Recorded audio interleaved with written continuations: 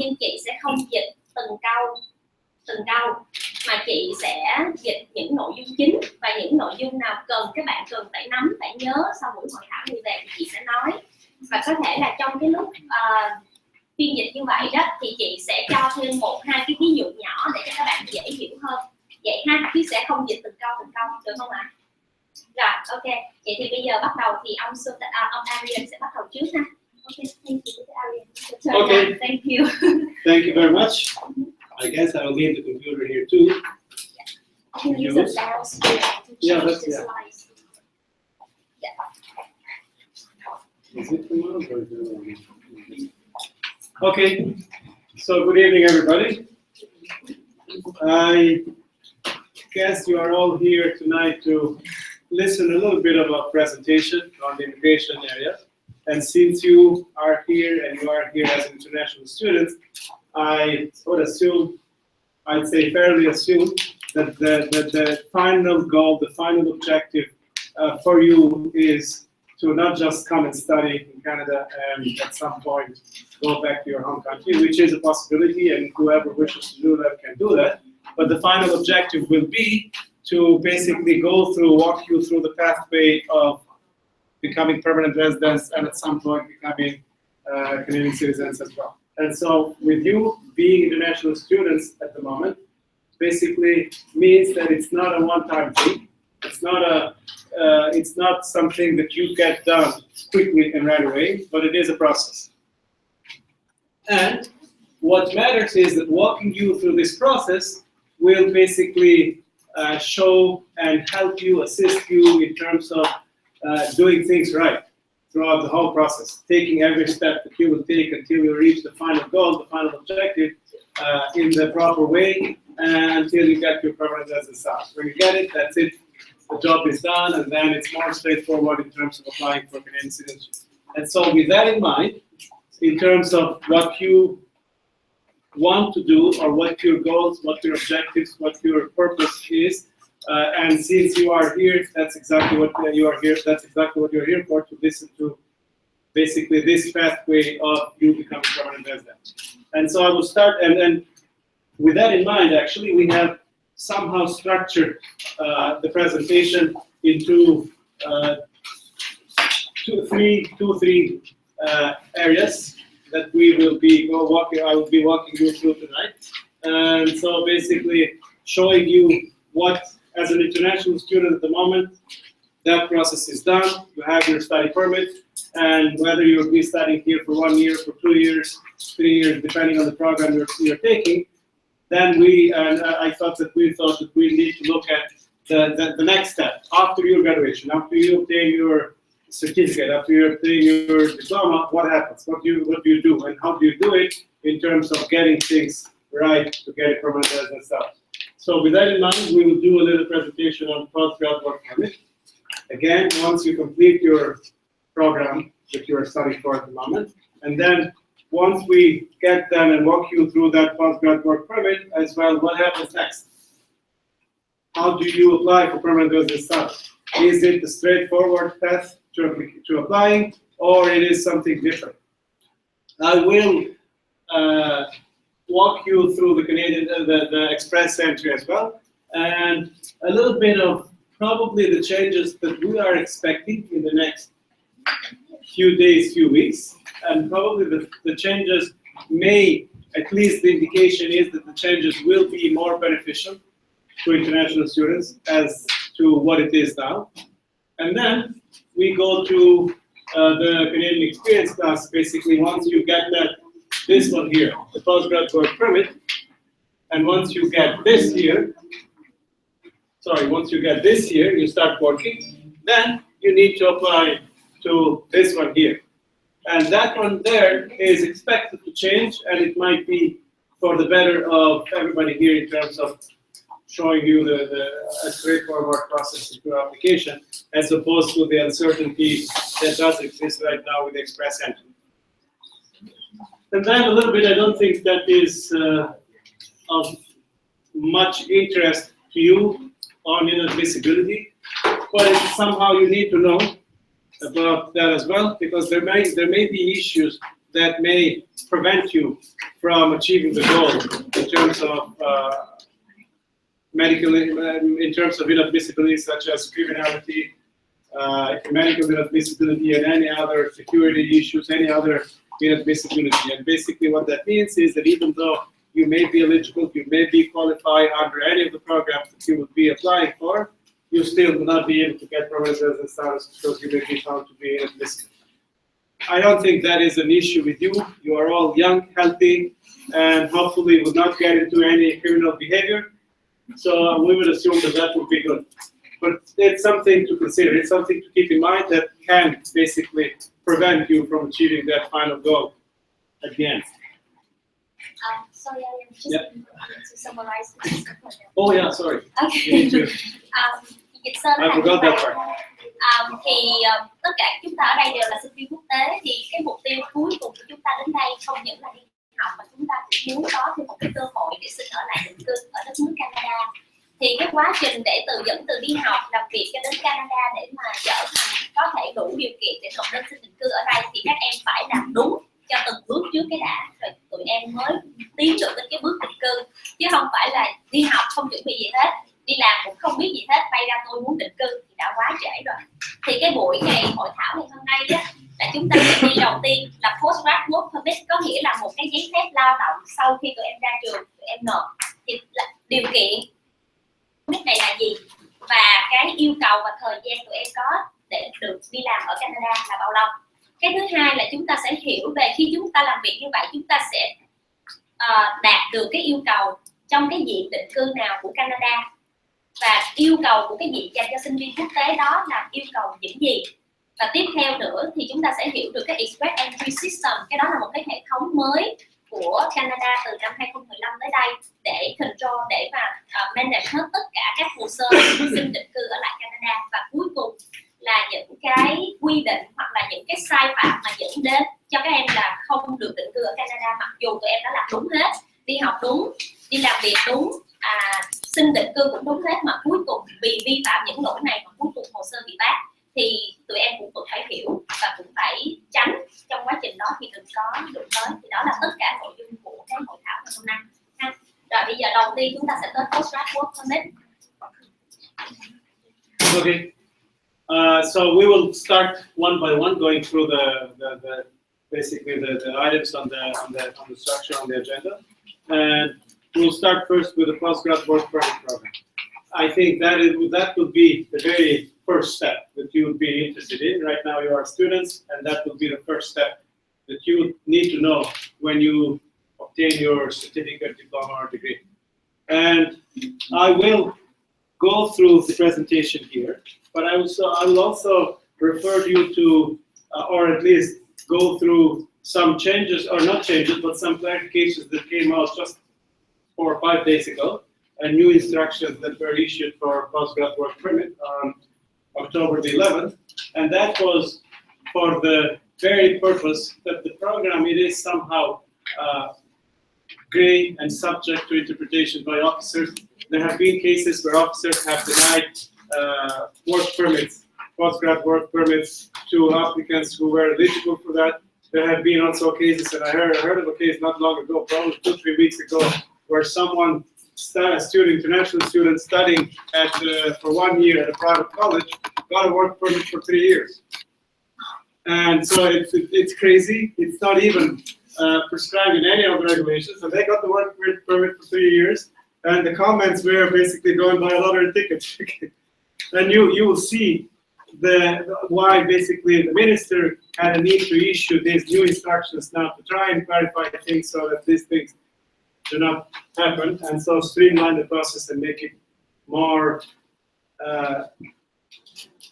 clear for everyone who is looking to apply.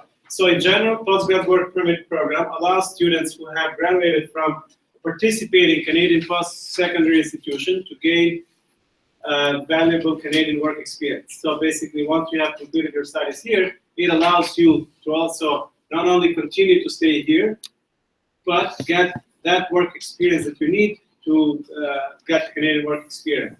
And we will see later as to why it is important to have the Canadian work experience, not just from the settlement point of view, that you will make money, you will settle, and you will establish yourself here, and so on and so forth. We will be looking at it from the immigration perspective. Why is it important, and what in the name, and what it does to you to apply for permanent resident status.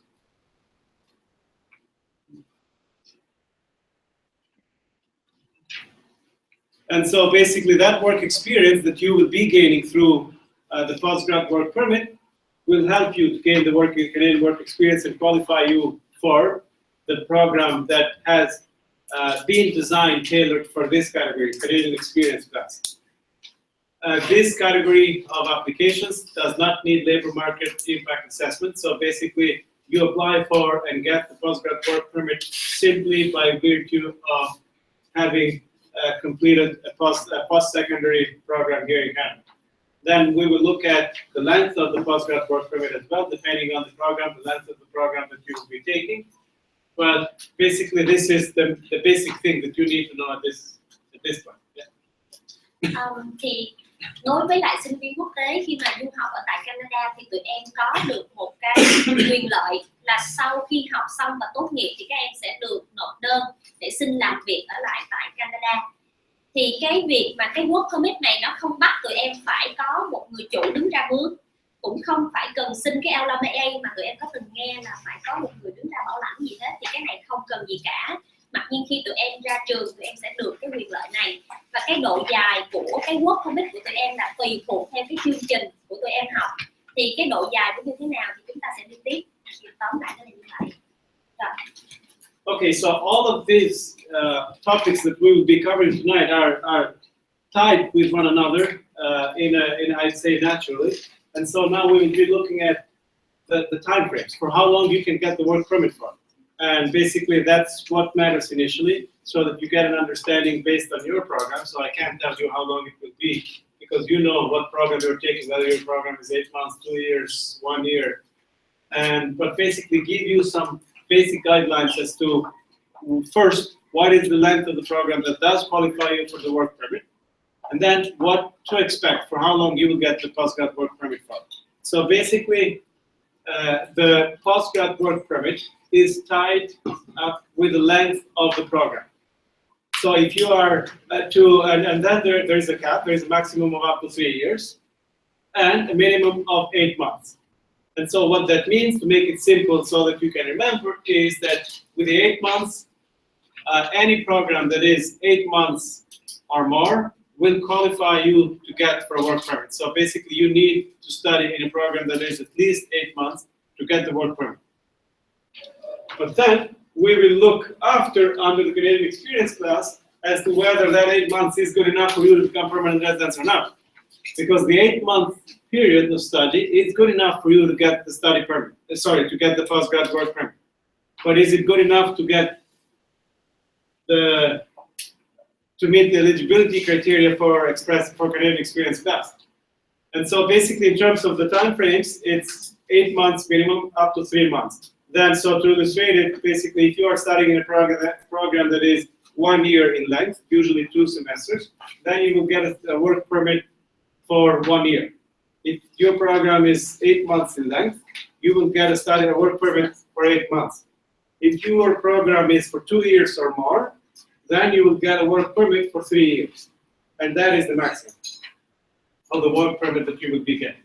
And so that work permit, basically, that you will get when you complete your, and always remember, to get that work permit, you first need to have proper status here as students, valid student status still, and then be able to apply. So if you are, and you have received the final transcript, the degree, the diploma, the certificate.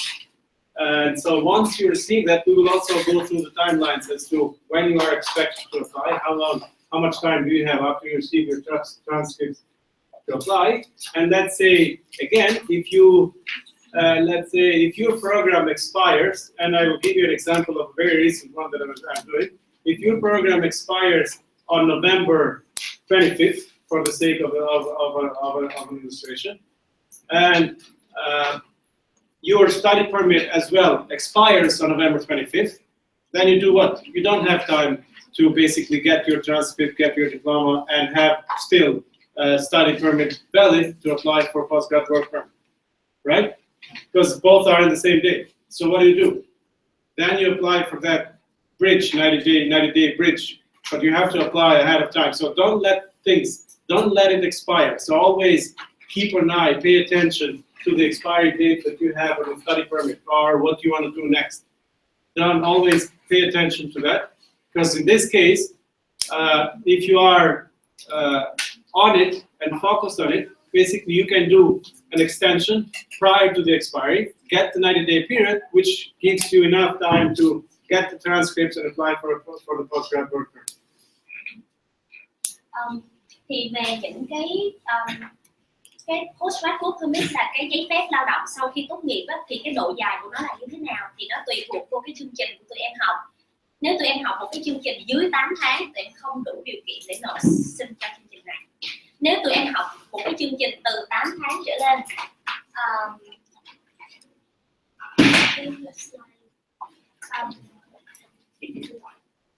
Oh, the slide, okay. yeah, sorry for that.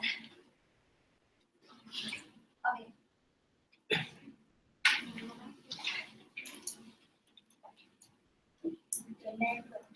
Next one.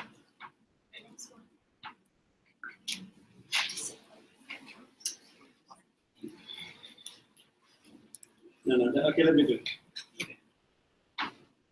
Yeah. I would like the length of the postgrad work permit.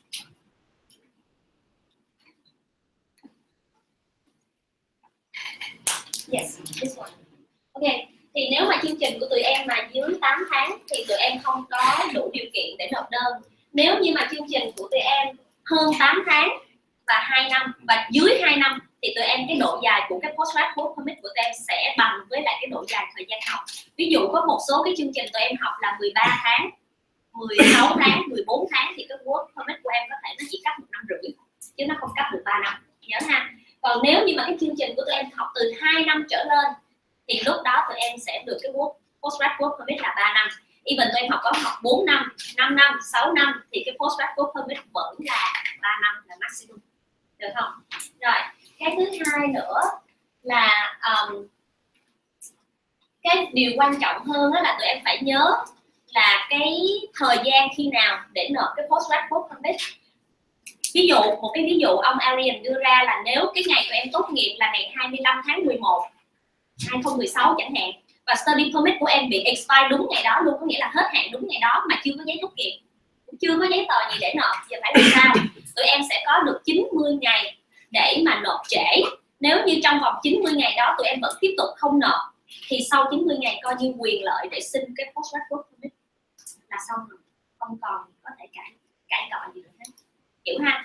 Vậy thì khi mà ra trường đa số hải quan sẽ cho mình dài ra hơn 1 tháng để mà mình nộp cái việc postgrad work permit này. Nhưng nếu lỡ mình xui, mình nằm trong cái trường hợp là vừa ra trường cái là nó hết thì các bạn sẽ có 90 ngày thì các bạn phải có nhiệm vụ chạy đi lên trên trường để xin cái transcript cho nhanh và những cái giấy tờ yêu cầu để cái postgrad work permit trong vòng 90 ngày tụi em phải nộp, nếu không là xong hết được cái benefit này.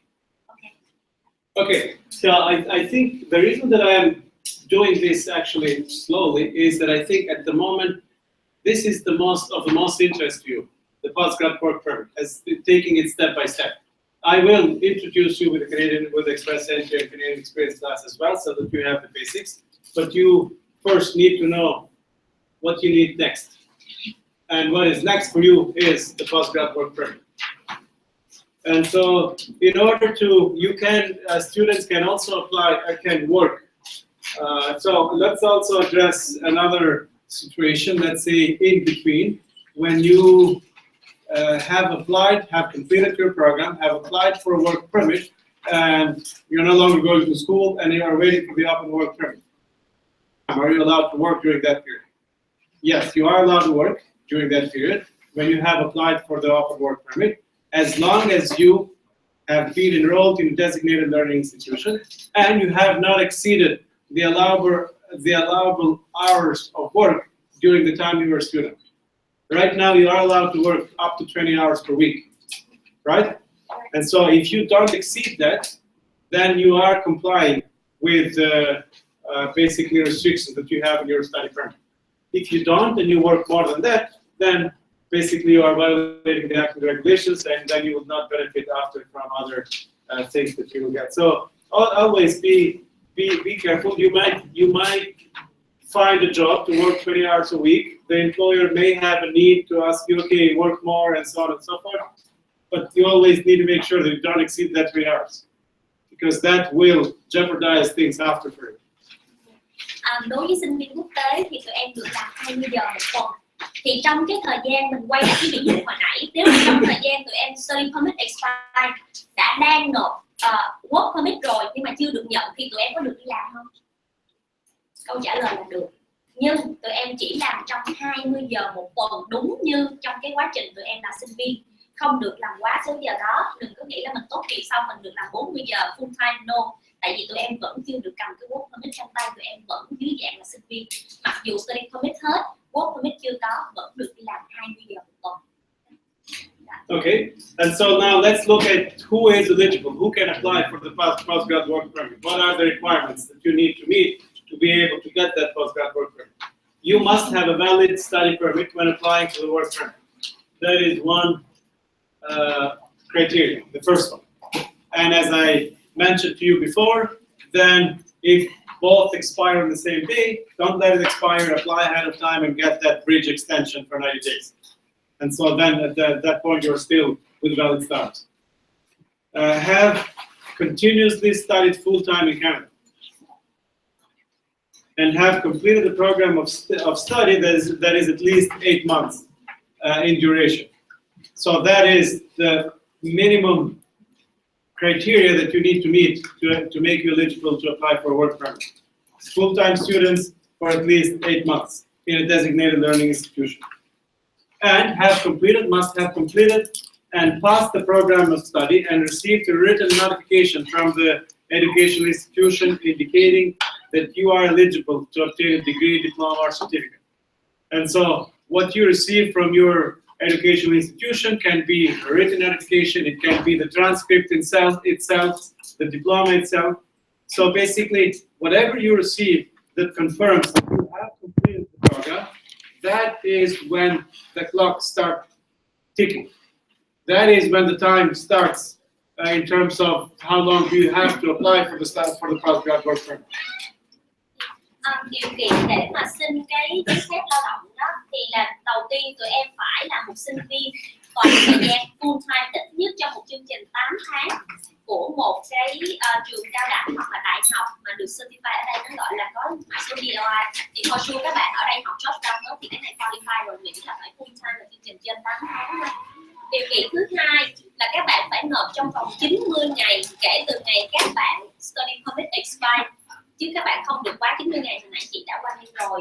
Và cái thứ ba là các bạn phải hoàn tất cái chương trình học của mình, phải hoàn tất chứ không thể nộp trước khi mình hoàn tất. Và hoàn tất bằng cách là các bạn sẽ nhận được một cái tờ giấy confirmation letter từ trường xin xác nhận là bạn đã hoàn tất chương trình này thì mới cầm cái tờ giấy đó nộp được. Và điều kiện thứ tư nữa là phải có một cái valid study permit.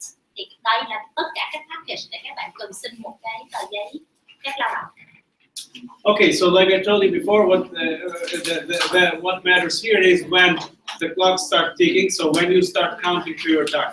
And so that is when you, again I repeat, when you get your final marks or the educational institution sends you a letter confirming that you have completed the program. Then from that day, from that moment, you have 90 days to apply for the postgrad work permit. And always remember, 90 days, you either do it or you don't. Cannot be extended. No, right? So they really need to know it, because you need to, as I told you before, it's not a one-step process. It's a long path, and you need to pay attention to every step that you will take until the final thing. And so you shouldn't let anything go. You shouldn't miss anything. Otherwise, then you miss that opportunity. So let's say if you don't apply for the postgrad work permit here within the 90-day period, then you miss the opportunity to getting the Canadian, the work permit, the postgrad work permit, and as such miss the opportunity to get the Canadian work experience, and as such miss the opportunity to make yourself eligible to apply for permanent resident status under Canadian experience. So you will see the consequences that some I'd say missing something will have in the future of your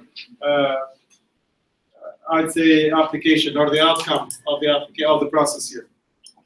Thì nhắc lại một lần nữa 90 ngày mà hồi nãy giờ mình nhắc tới, hoặc là các bạn làm hoặc là không làm là đi về luôn, chứ không có extension ở đây.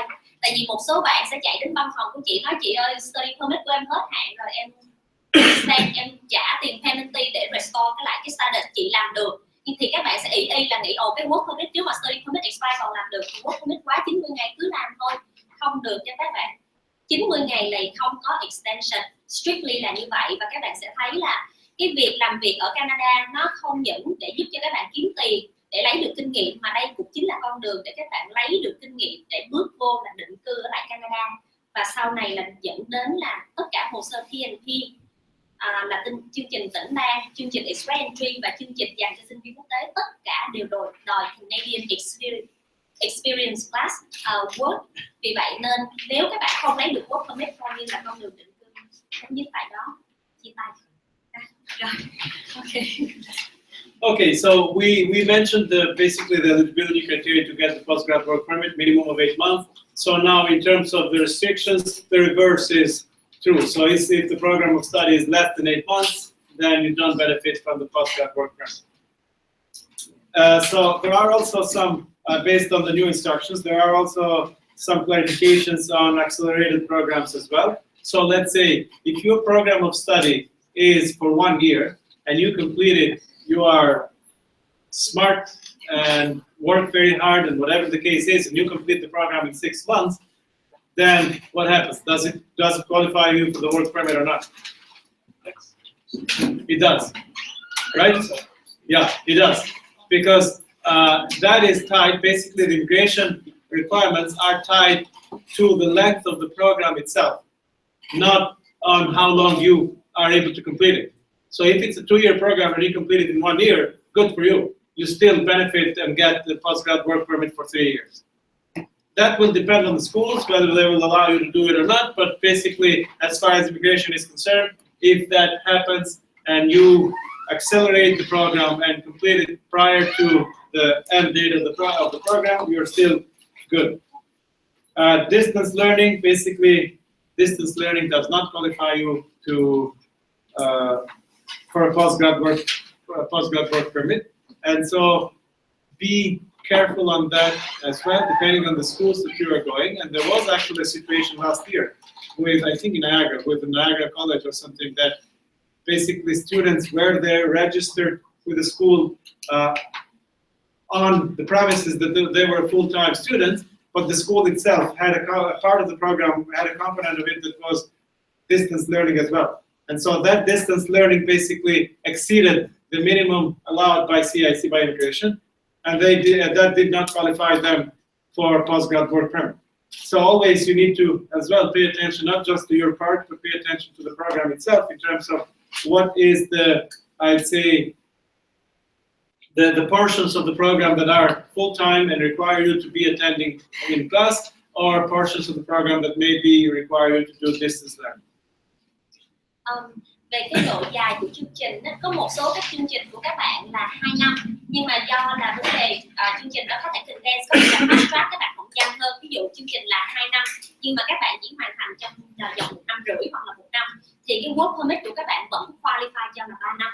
Nghĩa là thời gian học không quan trọng, chủ yếu là quan trọng thời gian độ dài của cái chương trình đó tính là bao nhiêu năm, thì cái work permit của bạn được tính bấy nhiêu năm.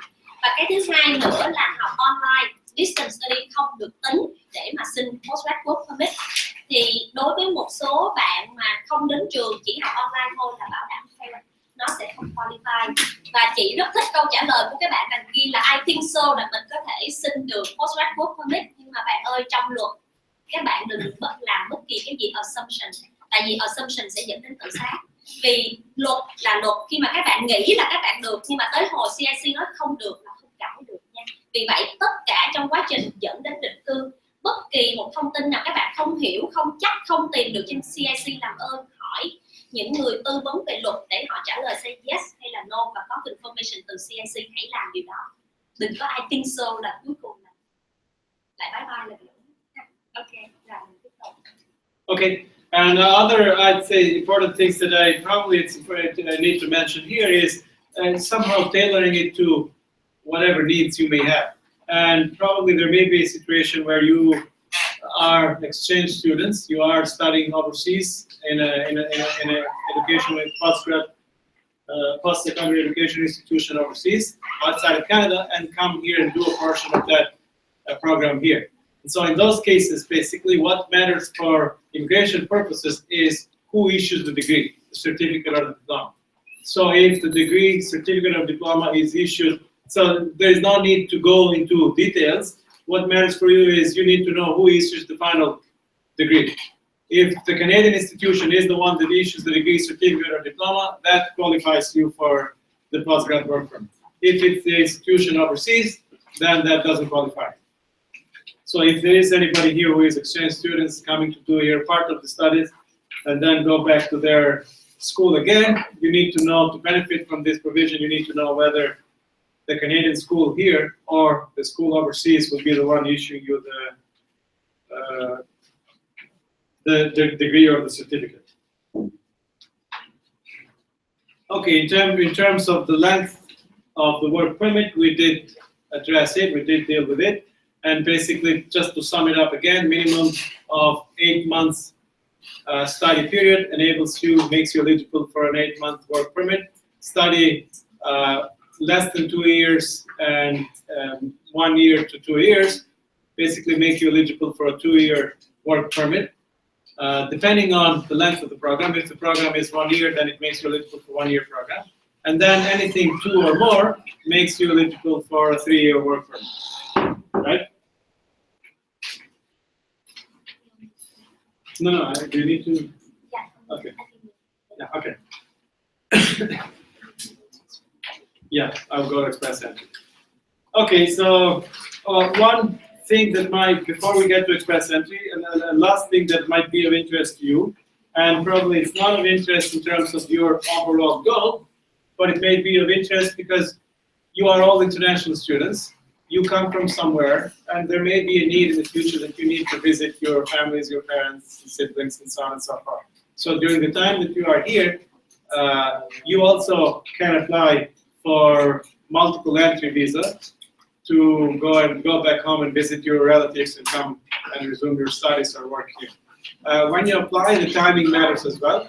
You can always apply, whether you get it, there is with immigration, basically there are uncertainties, and the timing matters in a sense that when you apply at a moment that you have valid study permit, or you have valid postgrad work permit, and not just in the last month or in the last 2 months, but you apply well in advance, and so at least then that way you are showing to immigration that you have complied with the study permit, the requirements of the study permit. You have complied with the requirements of the work permit, and as such, basically, you are fulfilling all the conditions, and you'll be able to get a multiple entry visa to go and visit.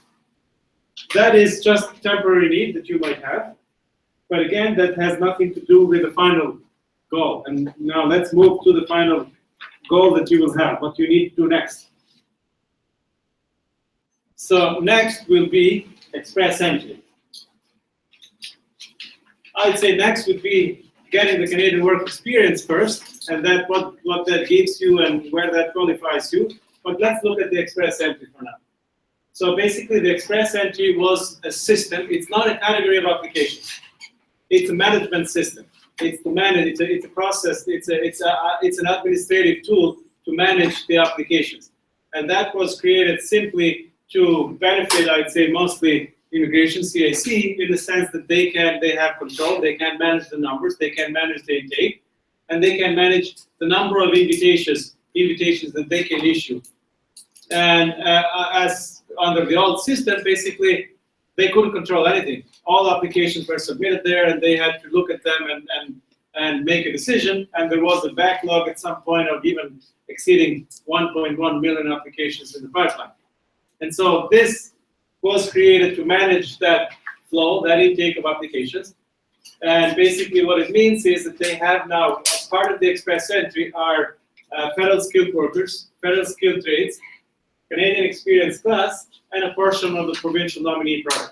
So anyone, when you apply, when you prepare and put your profile under express entry, the program basically will, based on the requirements or the information that you will be put in there, will assess you automatically under any of these programs, and then basically tell you whether you are eligible under what, federal skilled worker, or you are eligible under federal skilled trades, or if you are eligible under Canadian experience class or provincial nominee program. In your case, it will all be under Canadian experience class. So that's the part that we will be focusing on. Now, I'd say that is, okay, so let's go through the benefits, I guess. In terms of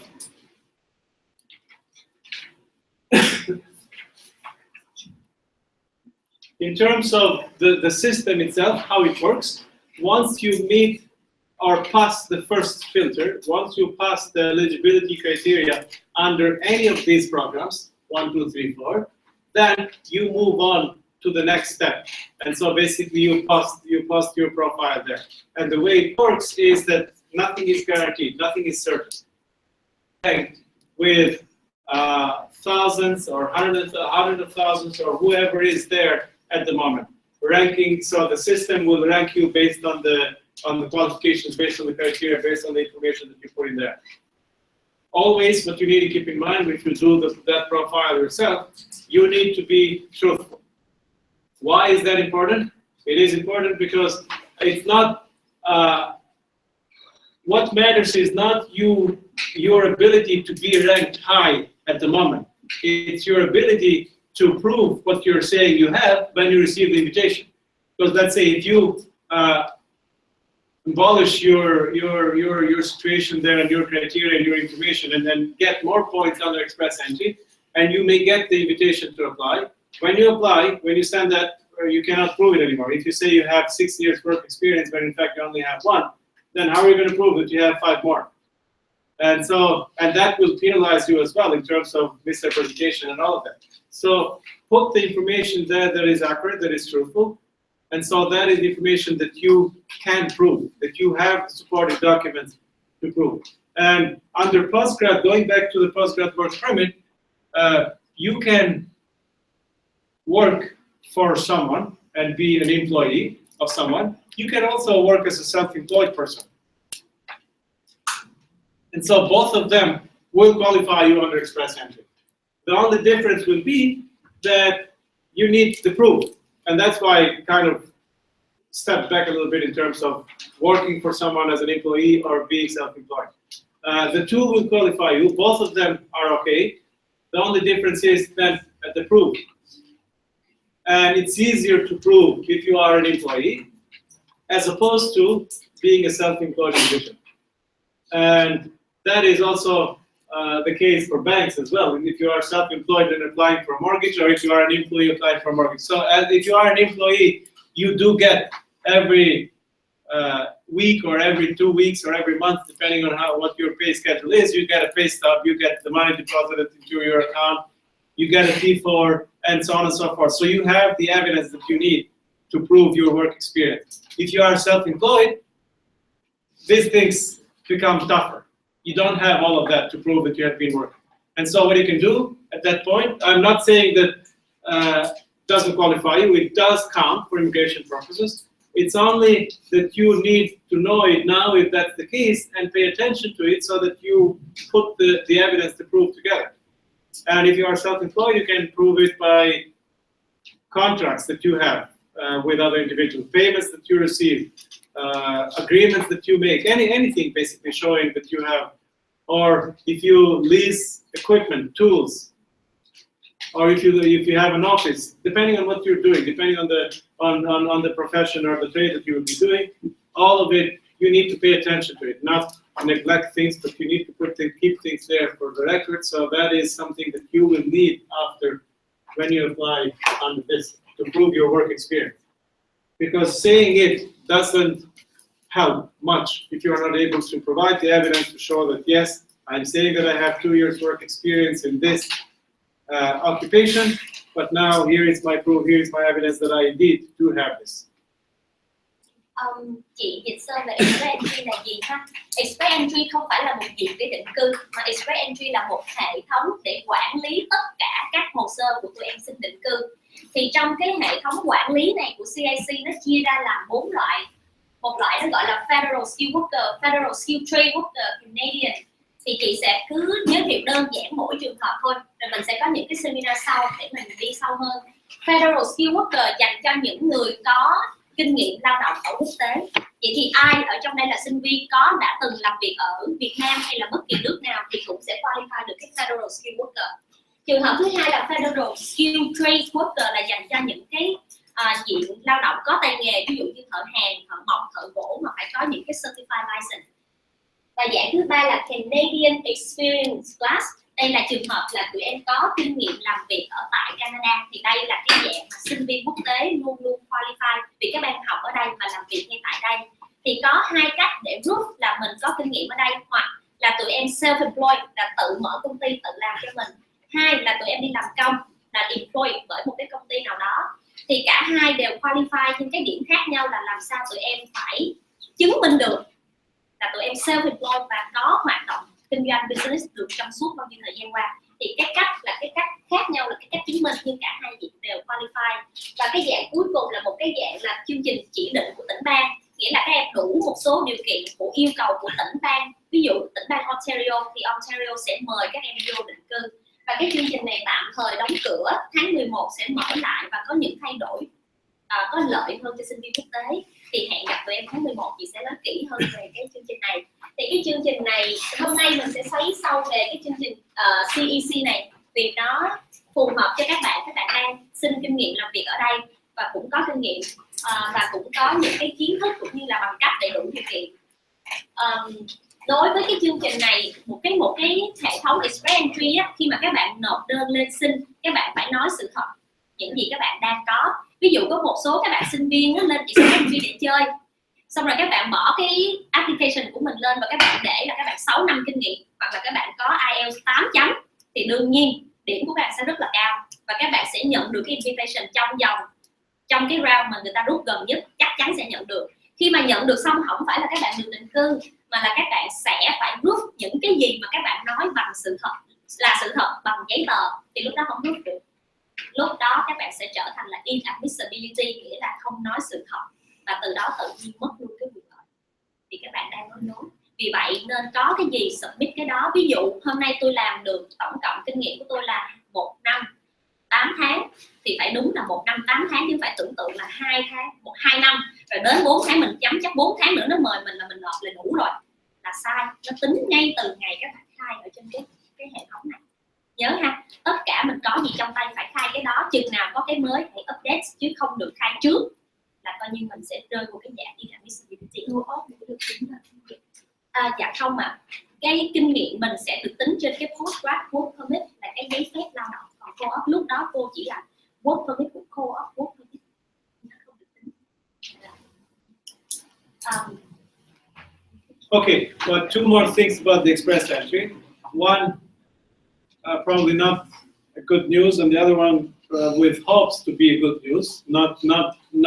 Not changes coming out yet, but basically the way that the express, or the way it is now, Canadian Experience Class, or whoever you in the future who will get the Canadian Experience Class and be eligible to apply, basically right now you have to put your profile, create your profile first, and put it with the Express Entry management system, and then link it and enroll yourself in the job bank as well, and see. And that what they will do is will rank you against other candidates that are there at the moment.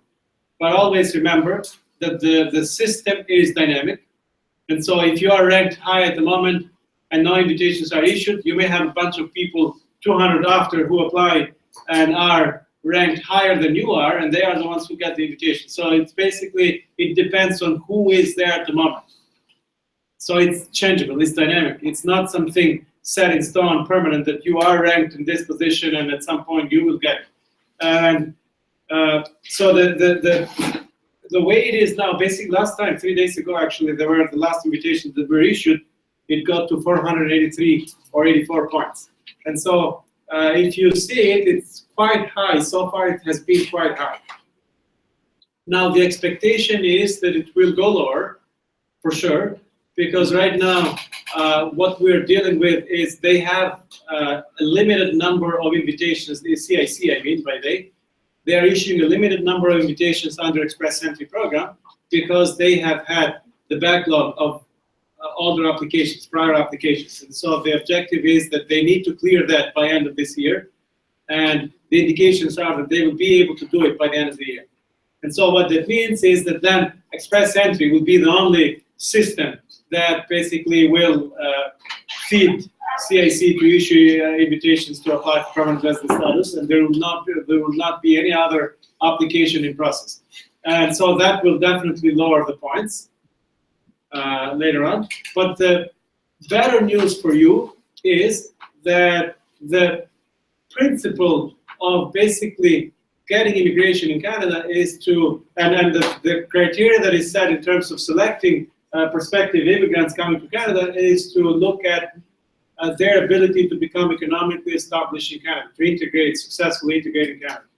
And so the view of the minister now, of the new government now, is that basically if you are here studying in Canada, working in Canada, and spending, by the time you do the studying and you do the working, you probably have spent 3 to 5 years here, and then who will be better off to economically, to successfully establish himself or herself here? You are international students, because you are already here. You are educated here, you have gained Canadian work experience here, and you are already settled. So that is basically the view, and the minister has given indication that he may change it, and so not make it part of the Express Entry, but basically give you, whoever will be eligible, a straightforward path to applying for permanent resident status. And so that way, you won't be ranked against other candidates in the Express Entry pool. That is the indication for now. We don't know. We wait until that comes out. Thì cái hệ thống quản lý về định cư này nó work như thế nào thì bây giờ chị đi qua cái hình này tụi em dễ hiểu ha. Nếu như mà ai cảm thấy thích ở lại Canada định cư thì bắt đầu tụi em sẽ nghĩ đến cái việc là hãy upload cái hồ sơ của mình vô cái hệ thống Express Entry này. Thì chị qua cái vừa 2 slide sẽ dễ hiểu hơn. Quay qua bên đây tí xíu nha.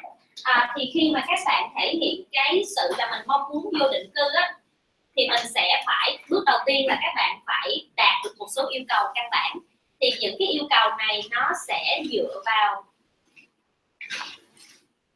4 yếu tố để mà nó đánh giá. Một là education của các bạn, 2 là khả năng về ngôn ngữ, và 3 là về cái kinh nghiệm ở tại Canada, và 4 là độ tuổi. Thì nó sẽ dựa trên 4 cái yếu tố này để đánh giá các bạn điểm cao hay là điểm thấp.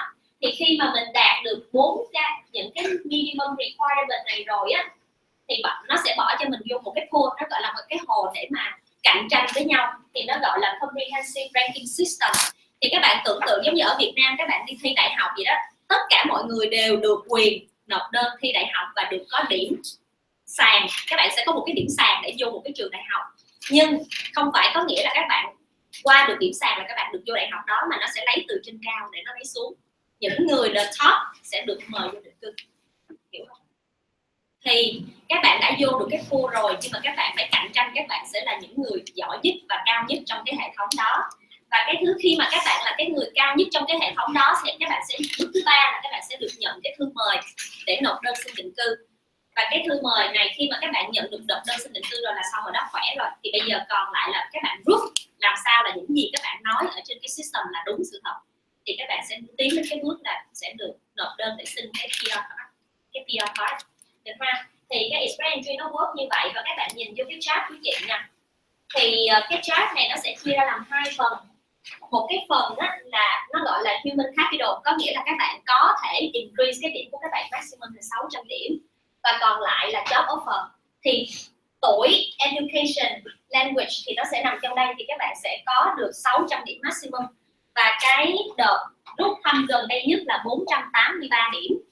Thì cái điểm này nó hơi cao, mà lý do tại sao như vậy là từ khi trước năm 2014 chưa có Express Entry á, thì Canada nó bị backlog rất là nhiều hồ sơ, và người ta phải nghĩ ra cái cách nào để mà clear hết tất cả các hồ sơ đó đi. tại vì người ta không thể nào đợi 5 năm trước đây để định cư Canada, 5 năm, 10 năm là bình thường. Thì làm sao để clear cái backlog đó đi, người ta dùng express entry để clear.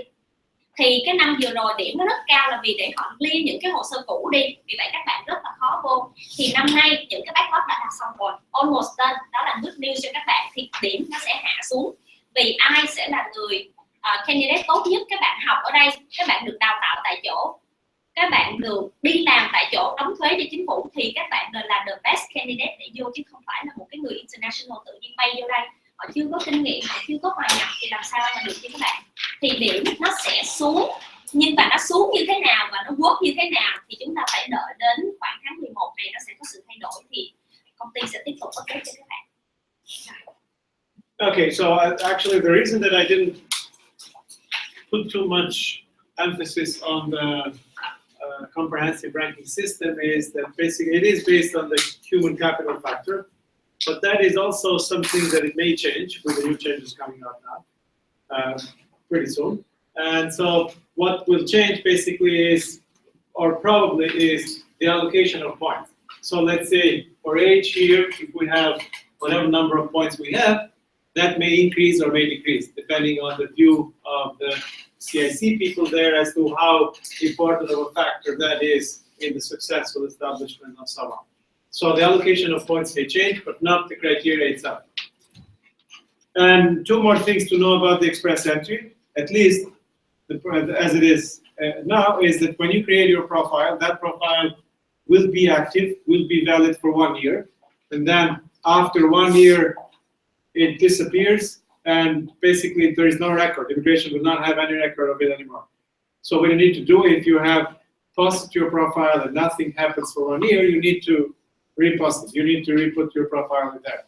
And so once you get, and then if successful, and you are ranked high, then you basically are issued an invitation to apply. And this is as well a very important factor that you need to know, because once you are issued the invitation to apply, you only have 60 days to finalize, submit your application. So what that means is that somehow you need to be ready for it. Not just put a profile in there and that's it, and with a yes, with the hopes of getting the invitation. But then once you get the invitation, what? So you need to have things ready and be able to proceed right away within that 60-day time frame, because it's not, you cannot extend. And if you miss it, if you don't do it, then you start back from square one again, in the sense that you need to put your profile again and hop and wait for another invitation again.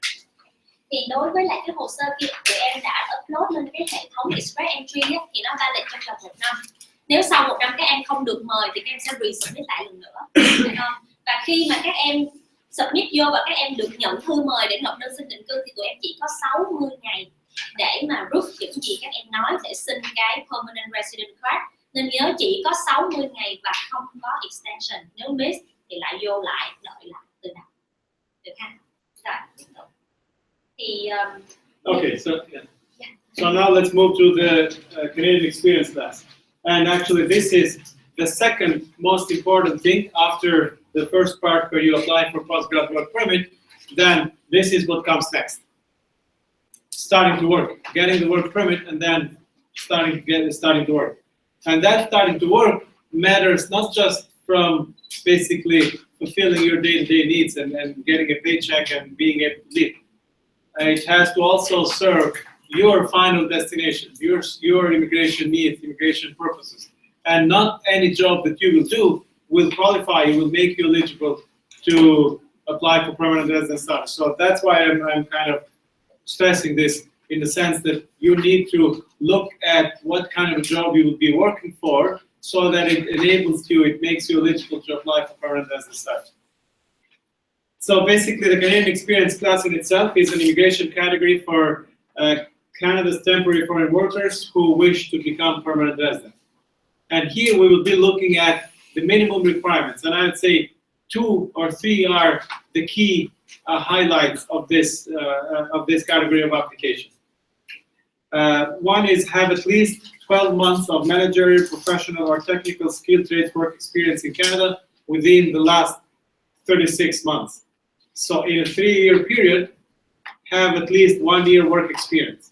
Now that work experience we will be focusing a little bit after as to what work experience, first what constitutes work experience, what constitutes first full-time job, and then under what occupations are we looking for to make you eligible to apply for permanent residence status. But first let's look at the time frames. Remember when we said you can get a work permit for 8 months up to 3 years, 36 months? And when I mentioned there for the 8-month period, now here is how it relates here. So to be eligible, so in an 8-month program of studies, yes, you do get a postgrad work permit and you will be able to work for 8 months, right? But now when we look at Canadian experience class, the category of applications that will make you, that you will need to apply under to become permanent resident, here the minimum criteria is 12 months. So basically what it means is that 8-month, 9-month, 10-month, 11-month work permit will not do it. You're not eligible. So if the work permit, if the work experience is for at least 1 year, in the past 36 months, in the past 3 years, that makes you eligible to apply under Canadian experience class. And to get a 1 year work experience, you need what? You need at least 1 year postgrad work permit. So to qualify under this program, you need at least that the program of studies be for 1 year. If more, better, because you get a longer period of time to study, to work and stay here. But if it's 1 year, that will do it.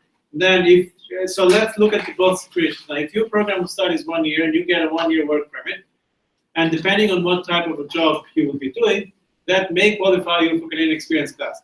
But it doesn't allow you to continue to stay here. Because applying for permanent residence status on a Canadian experience class doesn't give you status in itself. Your status here is either student or worker. And that postgrad work permit cannot be extended.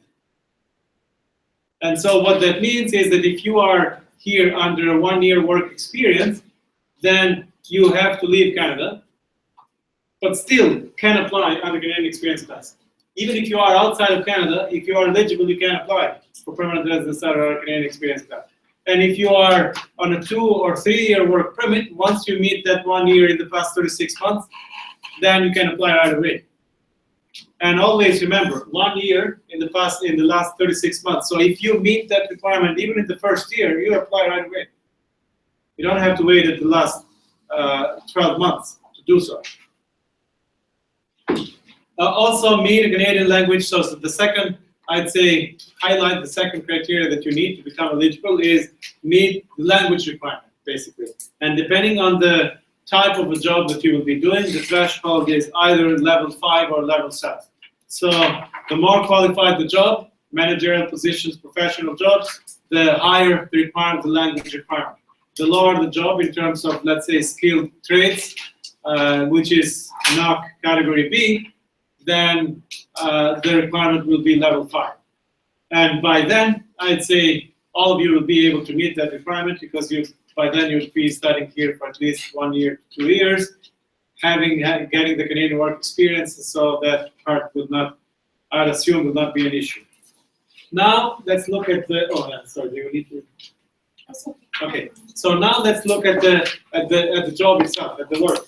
What constitutes first work experience, and then what kind of a work experience are we looking for? So first, it has to be 12 months full-time work experience, and as I mentioned before, you can be as an employee or you can be self-employed. Again, don't need to go back to the same thing again. It's a matter of being able to prove. So if it's self-employed, you always keep your records, your transactions, so that you are able to prove that. But full-time work experience basically constitutes 30 hours a week for 12 months. Or part-time as well. And part-time will count as long as you meet the number of hours. So if you're doing 2 or 3 part-time jobs in certain positions, then that job will also count to give you the 1 year work experience. And then the work experience must be under NOC skill level 0, A, or B. And to make it easier for you in terms of what is zero, what is A, and what is B, is zero basically is managerial positions. And A is professional jobs, basically jobs that do require university degree or higher. So it can be doctor, lawyer, accountant, all of those professions, professional. And then NOC skill level B, we have the technical jobs. And why this matters is that to be eligible to apply on a Canadian Experience class, your job must be under NOC skill level 0AB, not below that. If it's below that, you will not be eligible again to apply for permanent resident status on a Canadian Experience class. So let's say, to illustrate it, if you're, okay, before I get to the illustration, why not go to, one more thing here, before we go to the NOC itself, to tell you basically how to look for it. There are also some professions that are restricted.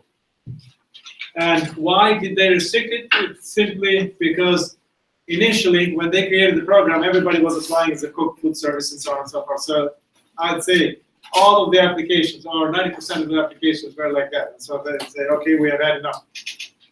And so if you're, even though these are NOC skill level B, these specific professions will not, again, make it, will not qualify you or make you eligible to apply for permanent resident status. So cooks, food service supervisor, administrative officers, administrative assistant, accounting technicians and bookkeepers, retail sales supervisor. So all of these, again, will not do you what you need.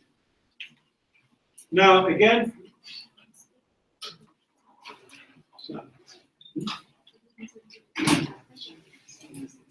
okay, quickly with the NOC. Yeah, you're right. Okay, so if in the NOC, basically, the way to do it is it's very simple. To check if your profession, you can call anybody, and I will leave you business cards here, and you can call to check us as well, to check if your job, when you are ready to that, will become is part of AB or 0AB. But you can also do it yourself. Even going in Google and let's say search NOC 2011, you will see the occupational structure, the matrix, and so you find the code and try to match that code with a matrix as to whether it's skill level 0A or B. And then also always look at that list in terms of what are the occupations that are restricted, and then that's it, you'll be able. But you need to make sure that your job, when you get the job, when you accept the job, your job is in an occupation that allows you to apply for permanent resident status. And let's say customer service jobs or cashier or whatever, things like this, even though you're working, even though you're making money, will not serve your immigration needs. Okay. Chị dịch sơ về cái Canadian Experience Class này nha tụi em. Cái điều kiện minimum để mà tụi em nộp được cái chương trình này, một là tụi em phải làm việc full time 12 tháng thì tụi em mới được vô. Và cái thứ hai, đầu tiên là về kinh nghiệm phải là 12 tháng. Cái thứ hai là về khả năng về IELTS ngôn ngữ của tụi em, hoặc là CLB level 5 cho nó code B, hoặc là level 7 cho nó code của 0A. Thì nó code CLB bằng bao nhiêu đối với IELTS một lát cho chị, thì tụi em sẽ cùng hiểu CLB là gì và IELTS là như thế nào. Cái điều kiện tiếp theo nữa là trong cái working experience của tụi em đó, hoặc là tụi em làm 12 tháng full time, hoặc là tụi em có thể làm 15 tiếng nhưng mà kéo dài ra là 2 năm cũng được, hoặc là tụi em làm 30 giờ một tuần mà làm từ 2 job trở lên. Ví dụ như một job này mình làm 16 tiếng, một job kia mình làm 15 tiếng chẳng hạn, thì cả hai cái job đó đều được tính vô là 100 kinh nghiệm, miễn là các bạn đủ 1.560 giờ là các em được quyền nộp đơn, bắt đầu nộp đơn xin định cư. Thì đối với một số từ năm 2014 ngày 1 tháng 5 2014 có một số cái nốt code nó quá đầy, nghĩa là từ trước cái backlog hồi nãy chị nói, một số hồ sơ nó đợt vô chưa được xét mà họ đã qualify rồi, vì vậy ai mà rơi như những nốt code này nó sẽ tạm thời dừng lại vì nó sẽ không nhận hồ sơ nữa. Tiếp theo nữa, đối với cái chương trình của CEC, các em có thể nộp định cư khi các em ở trong Canada, hoặc khi các em đi về Việt Nam, các em vẫn được quyền nộp trong vòng 3 năm. Chỉ ví dụ đối với một số bạn học postgrad chỉ có work permit có 1 năm thôi, thì các bạn vừa học xong 1 năm là xong rồi, vậy giờ làm sao? cứ đi về Việt Nam, ở Việt Nam mình vẫn quay lại xin được. Còn nếu như các bạn còn cái work permit ở trong Canada thì cứ ở trong Canada vừa xin vừa đi làm để mà đợi cái kết quả cuối cùng được ha. Thì như vậy how about Well, I think I did mention it. Oh yeah. Okay. Thì đối về về cái việc mà không có phù hợp để mà nộp đơn xin định cư, một số cái quy định mà các em không được vi phạm. Một là về cái security reason, có nghĩa là tụi em không được có criminal record gì ở đây hết. Và cái thứ hai là sức khỏe của tụi em phải tốt. Cái thứ ba nữa là financial reasons, ví dụ như các bạn mở nhà băng, các bạn mượn tiền nhiều quá, các bạn không trả nợ, các bạn bị bad credit, các bạn nói tôi muốn nộp đơn nó thì có thể vô cái criminal record là cũng đi về ha. Và cái thứ tư là các bạn, đây là misrepresentation, nghĩa là các bạn khai gian trong hồ sơ của các bạn không thành thật, hoặc các bạn làm một cái gì đó không có đúng trong quá trình đi học. Ví dụ đi học người ta chỉ cho 20 tiếng, các bạn làm 40 tiếng rồi là xong, coi như là misrepresentation thì cũng đi về. Thì đó là tất cả những cái điều mà các bạn cần phải lưu ý. Vậy thì bây giờ chị xin lỗi là hồi nãy mình start hơi trễ nên mình cũng xong cũng hơi trễ, thì bây giờ các bạn còn câu hỏi hay thắc mắc gì nữa thì cứ hỏi ha. Thì chị sẽ trả lời câu hỏi. Mình chỉ có 10 phút để trả lời câu hỏi thôi, được không ban tổ chức lên 10 phút hỏi câu hỏi được không? Và trong xong khi đó thì chúng ta sẽ chia ra làm hai khu vực. Một khu vực là các bạn sẽ được 5 bạn sẽ được tư vấn trực tiếp với Arian miễn phí, và các bạn còn lại chị sẽ lên kế hoạch cho các bạn là định cư như thế nào. Chỉ xin 10 phút nữa thôi. Vậy thì chúng ta có 10 phút hỏi, xong là chị sẽ tham gia. Rồi anh. Yes. Thì nếu chị nói về một cái quốc của mình thì khi mình làm này rồi xong thì nó nói với em là xin lỗi các bạn ha, bạn này hỏi chị như thế này: đối với cái chương trình CEC, nếu như mà chị nói là 30 tiếng một tuần full time thì bây giờ bạn double lên 60 tiếng một tuần thì bạn làm 8 tháng có được hay không? Thì các bạn lên minimum là 12 tháng working experience các bạn làm, có nhanh hơn đi nữa thì vẫn là phải đúng 12 tháng, được không các bạn? Khác với cái chuyện học hồi nãy ha. Và nếu như mà trong khi mà đi làm ở công ty á, người ta tính 40 giờ là full time, nhưng đối với immigration người ta chỉ tính 30 giờ là full time rồi. Ai nữa? Thì nãy chị có nói là cái nó mà của Khúc á là không có được, vậy có nghĩa là giờ là học, nếu mà học culinary là không được. Không phải, các bạn học culinary các bạn có thể các bạn làm chef, đúng không? Thì chef lại được định cư mà Khúc lại học được, nó tùy theo cái nốt cốt của các bạn. Nên đối với những người học culinary cẩn thận tí xíu, có thể bây giờ tùy cái case đó chạy đến hỏi chị sẽ cho các em biết được là cái nốt cốt nào là nốt cốt định cư và nốt cốt nào định né. Nó không phải là không được nộp đơn xin định cư, nhưng mà nó chỉ giới hạn hồ sơ thôi. Nó sẽ có những cái sự khác, có nghĩa là 1 năm nó sẽ cho 500 cát, 1.000 cát vô cái vị trí Khúc của em, nhưng mà nó rất là liên hệ. Em hỏi một cái nữa thôi, nãy chị nói là nếu mà ở Việt Nam mình đã có cái experience đó, làm ngành khác cũng có được không, hay là vẫn được? Tất cả các kinh nghiệm nằm trong nốt code 0 A, B, bất kỳ ngành nghề nào các bạn cũng được cộng điểm trong thang điểm này đó. Nên ok. Hồi nãy em có thấy cái accounting mình không có được apply. Nếu mà tụi em ở đây học accounting, nếu mà ra trường làm việc, ví dụ như học cái chương trình khác á, thì em có được apply không? Vậy thì again trả lời lại cái câu này nữa. Accountant vẫn được apply, nhưng mà accountant assistant hoặc là bookkeeper thì nó không qualify, nhưng mà em làm payable, receivable assistant lại được apply. Nên again, đối với những trường hợp nằm trong cái bảng hồi nãy của chị, có thể một lát nữa mình sẽ ngồi lại để mình chơi với nhau về cái nốt code là như thế nào, chị sẽ chỉ tụi em cách tìm. Vì vậy nên chị nói kế hoạch định cư là gì? Đừng có để làm bookkeeper 2 năm xong rồi cắm đầu cắm cổ làm cuối cùng ra ủa sao tôi không định cư được. Thì các bạn phải switch lại tí xíu, bây giờ bookkeeper đừng làm bookkeeper, làm receivable nhẹ hơn bookkeeper mà định cư được ha. Rồi ai nữa? Everybody speak it. I'm sorry for that. No, em cứ nói tiếng Việt. Em không học business mà em học trong ngành công nghệ programming, vẫn qualify được. Tất cả ngành nghề đều được nộp hết, miễn là cái job của em phải nằm trong nốt code 0 AP, nó không có phân biệt ngành nghề.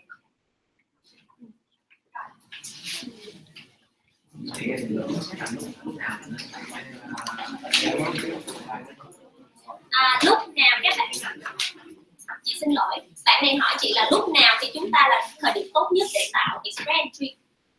Vậy thì cái lúc nào mà em vừa đủ điều kiện của express entry đưa cho cái chương trình CEC của em là tụi em phải nộp liền. Tại vì biết đâu cái lúc mình vừa bỏ vô cái điểm nó thấp xuống, mình vô liền cái tại chỗ. Vậy thì cái thời điểm là vừa đủ đạt điều kiện nộp liền chứ gì. Anh nãy chị thấy có một bạn nào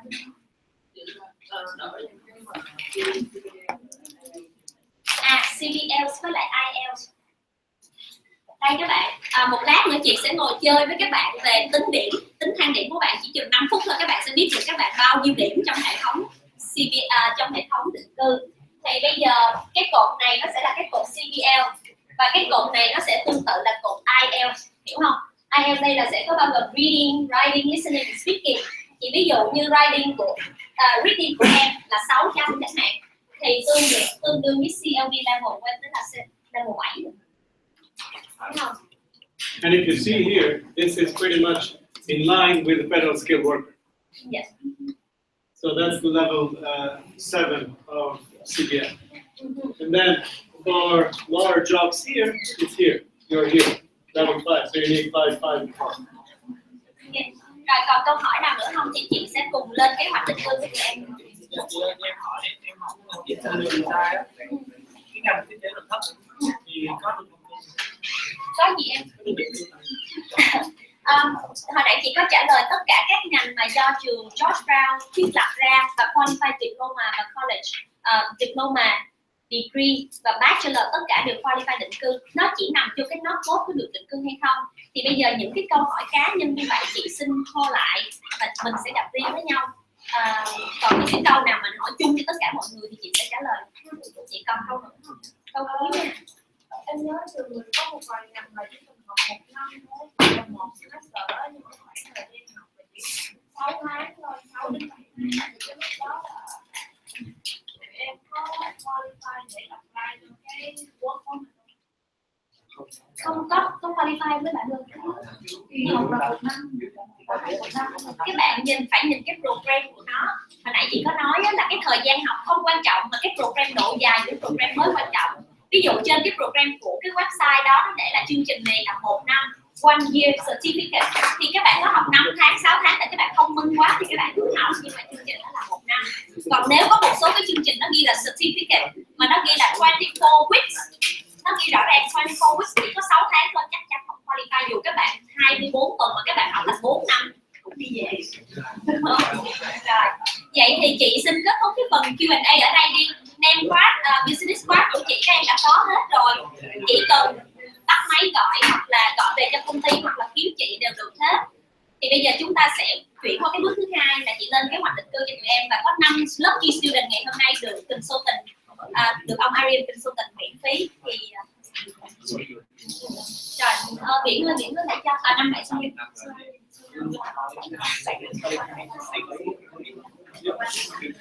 Okay, so any further questions, you can either contact Trish. I'll leave some business cards here as well, so you can always call, email. Sau đây là tên 5 bạn may mắn được sự trực tiếp để gọi cho ai 5 bạn may mắn đến Trần Cam Hoa, Hoàng Minh An, Haley Lê, Võ Thị Thu Hiền và Trần Tiến Hiền. 5 người may mắn sẽ. Còn những bạn khác nếu mà muốn được tư vấn thì có thể gặp chị Chris hoặc là việc những bạn vô semester 1 hoặc semester 2 thì có thể gặp việc để tư vấn.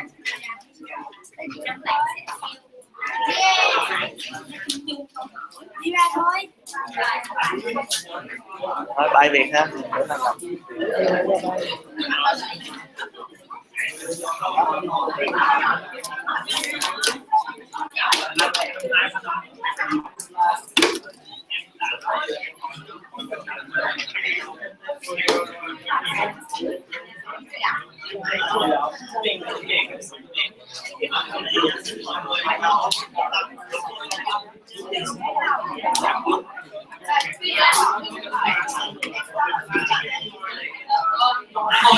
Mọi người ơi, trước khi mọi người về cho Nguyễn xin một cái group photo cô của mọi người, tại vì có một số bạn bây giờ muốn đi về đó, thì cho chỉ xin một phút mọi người tập trung lên đây để chụp hình nhé.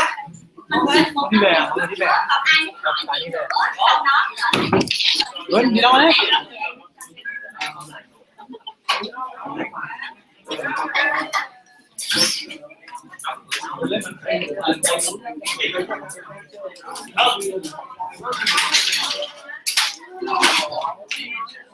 Ok, mọi người lên, mọi người tập trung lên như này nhập viện tốt nha.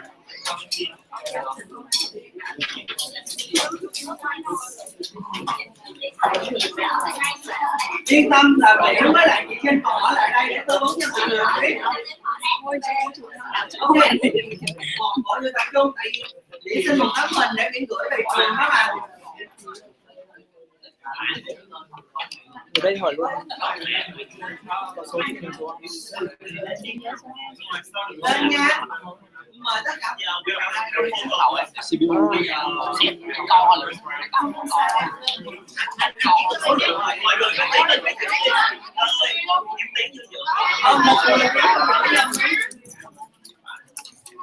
Vàng ơi, chia làm tí đi.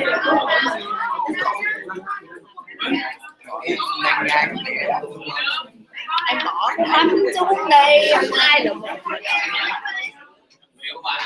Mọi người tập trung vô nhập viện nha. Mấy bạn bên đó kia em sẽ vô đây đi.